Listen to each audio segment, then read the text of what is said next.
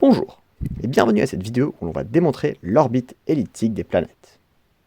En gros, la première loi de Kepler. On connaît tous le cas simple de l'orbite circulaire, mais le cas général, c'est une ellipse, ou plutôt une conique, comme on verra plus tard. Cette vidéo est destinée aux étudiants de première année de physique à l'université pour le cours Physique Générale I, Mécanique. Pour commencer, on peut soit utiliser la deuxième loi de Newton, nous donnant deux équations, car on est en 2D, soit on peut utiliser la conservation de l'énergie mécanique et du moment angulaire, nous donnant aussi deux équations. Ici, on va utiliser la première méthode, car, a priori, à ce point dans le cours, on n'a pas encore vu l'énergie mécanique et le moment angulaire. Mais bref, on place notre origine au centre de masse de notre astre, que l'on suppose immobile. Sa masse étant très grande par rapport à celle du satellite, c'est presque le cas.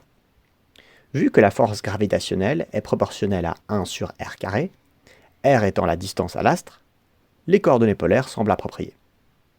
On choisit le grand axe de notre ellipse comme notre θ égale 0, et maintenant, pour appliquer Newton 2, il faut avoir l'accélération. On ne va pas le démontrer, mais en coordonnées polaires, ça donne cette formule peu amicale. A est égal à r point point moins r θ point carré sur l'axe r, et 2r point θ point plus r θ point point sur l'axe θ. Ici, le point désigne dérivée par rapport au temps, et point point désigne dérivée seconde par rapport au temps. Ensuite, on sait que la force gravitationnelle est dirigée vers l'astre.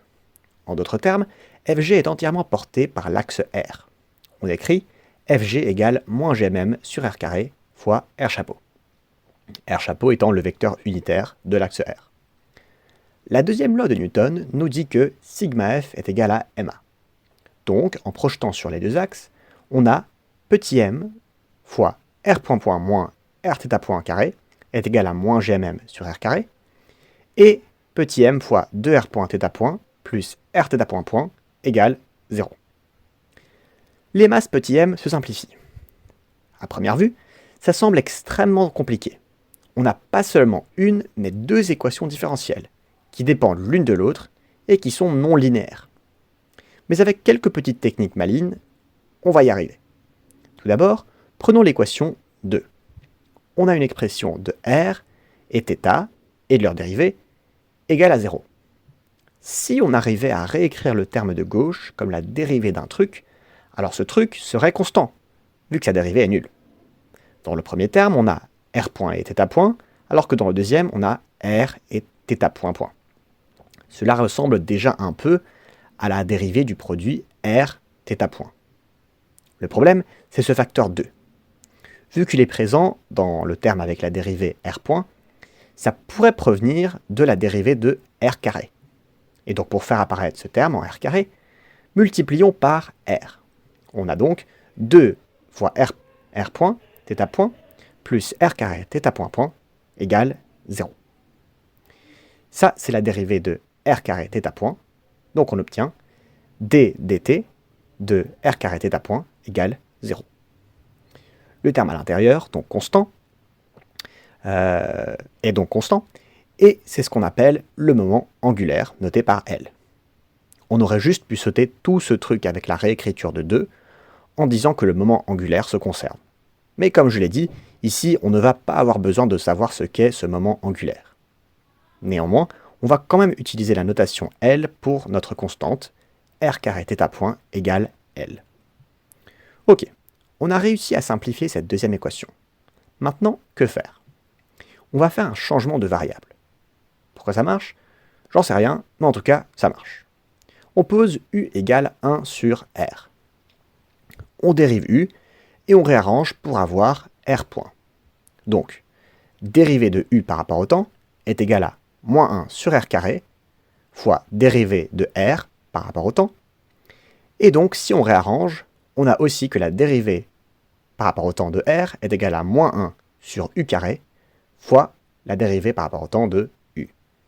D'ailleurs, ici, je vais commencer à utiliser la notation d dt pour la dérivée par rapport au temps, pour que ce soit un peu plus clair, alors que jusqu'ici, j'utilisais la notation petit point. Mais donc, on aimerait que θ rejoigne la fête. On utilise donc la dérivée d'une composée. du dt égale du dθ fois dθ dt. On combine donc ça et ça pour donner dr dt égale moins 1 sur u carré fois du dθ fois dθ dt. De plus, on peut réécrire cette équation-là en fonction de u. Donc, θ point, ce qui est la même chose que dθ dt, est égal à lu carré. Et donc, fatalement, on a dr dt est égal à moins 1 sur u carré fois lu carré fois du dθ. Ici, les u carrés se simplifient, et donc on a dr dt égale moins l fois du dθ. Ok. Dans la formule 1, on a la dérivée seconde de r, d carré r dt carré. Alors que ici, on a calculé la dérivée première. Donc, on dérive la dérivée première de r. du dθ étant une fonction de θ, et vu qu'on dérive par rapport au temps, on applique la dérivée d'une composée. d carré r dt carré est égal à moins l fois la dérivée par rapport au temps de du dθ. Et ça, c'est juste égal à moins l fois d carré u dθ carré fois dθ dt.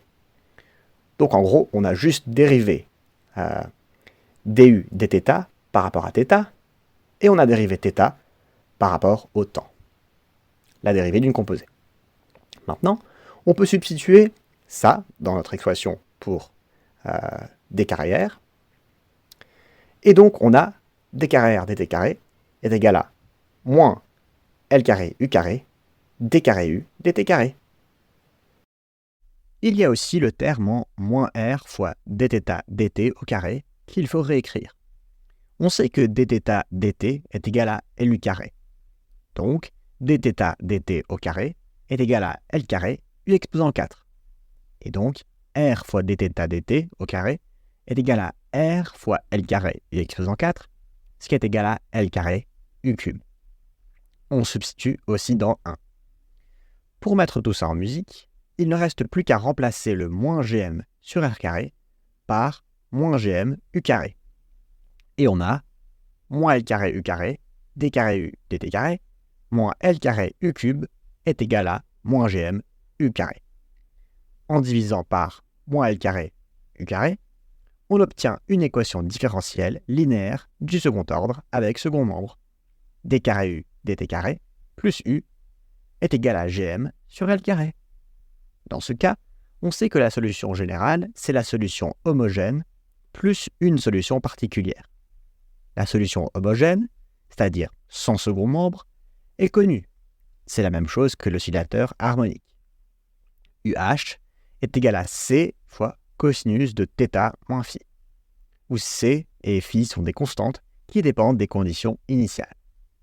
Puis, pour avoir une solution particulière, il suffit de trouver une valeur de U qui marche. Pour cela, il existe des techniques, mais ici, on remarque juste que le second membre est constant. Donc, on peut prendre comme solution particulière UP est égal à GM sur L carré. Car comme c'est une constante, la dérivée seconde sera nulle, et cette solution vérifie donc bien notre équation différentielle. La solution générale est donc U est égal à UH plus UP est égal à C cosinus de θ moins phi plus GM sur L carré.